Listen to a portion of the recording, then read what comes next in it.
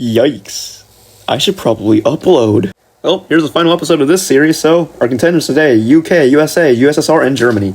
So let's start with the T-boys themselves, UK.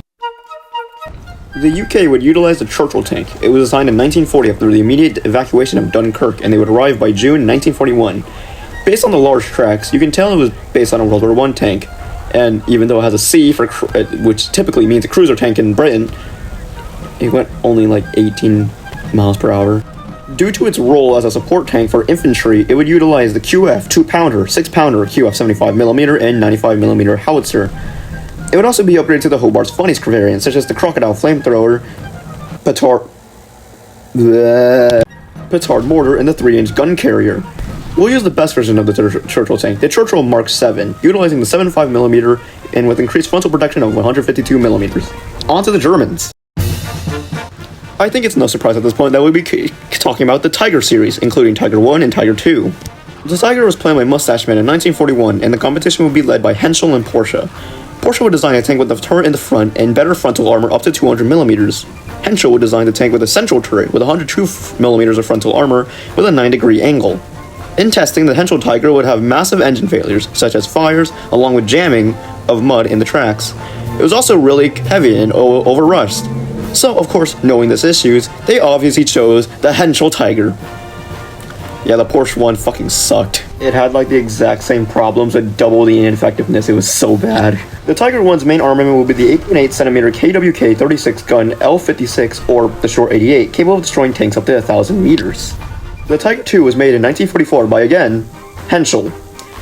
Yeah, Porsche sucks at making tanks. Looking at you, Ferdinand. Looking at you. Henschel's design would feature a 185mm sloped frontal armor and would use the 8.8cm KWK-43 L71 gun, aka the Long 88. Both tanks were relatively good, however, both had frequent breakdowns, as the Tiger weighed 57 metric tons and the Tiger 2 weighed fucking 68 tons. Germany, why? How about the Soviets? The Soviet Union would start their heavy tank production with the KV series, named after Soviet Defense Commissar Clement Voroshilin. The KV-1 was made in 1939 and was one of the tanks in Operation Barbarossa, defending the Soviet Union. It was nearly unimpenetrable armor, with 110mm and weighing 43 to 50 tons. Its cannon would be varied, ranging from the L11, the F32, and the final cannon, the ZIS-5 76mm. The KV-2 was designed in the same year and uses the same chassis as the KV-1. Although you can notice the biggest difference with the turret, the gun being the 152mm M10T howitzer for bunker busting. In 1942, plans to chalk up a new heavy tank were planned, leading up to the failure of the KV-13.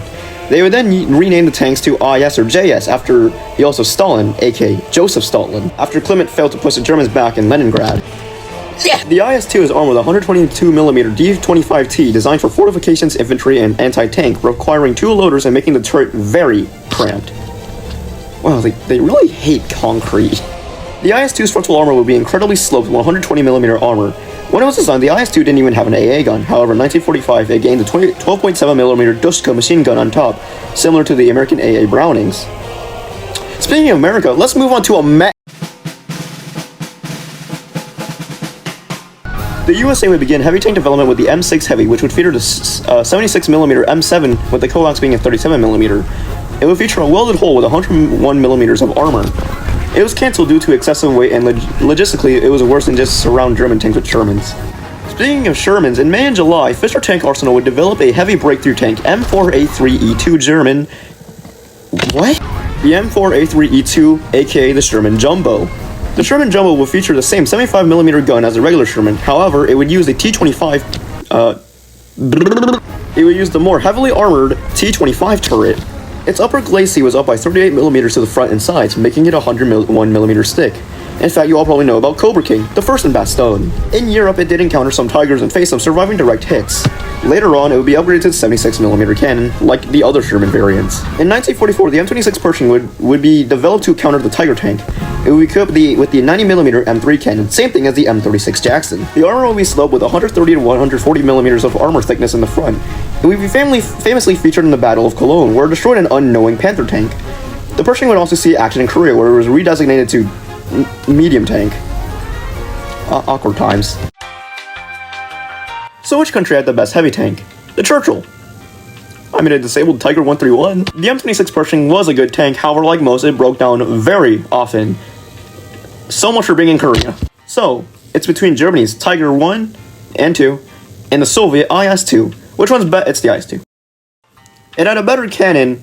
It was actually reliable for a heavy tank, surprisingly. The armor is not good as either 1 or 2, but the IS-2 had significantly better reverse speeds. Its forward speeds could probably use some little bit of work. You could probably say the American Jumbo was also good, but again, it was also not as reliable, and its cannon was not nearly as good. Also, are we gonna really count this as a heavy tank? This thing?